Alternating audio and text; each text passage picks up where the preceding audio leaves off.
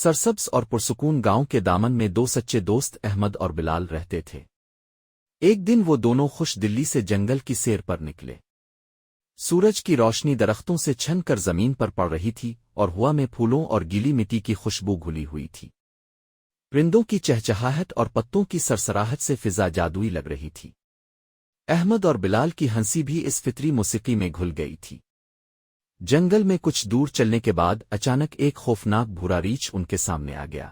خطرہ دیکھتے ہی بلال گھبرا کر فوراً ایک درخت پر چڑھ گیا، جبکہ احمد زمین پر لیٹ گیا اور سانس روک کر مردہ بننے کی اداکاری کرنے لگا، جیسا کہ اس نے سنا تھا کہ ریچھ مردہ انسان کو نقصان نہیں پہنچاتا۔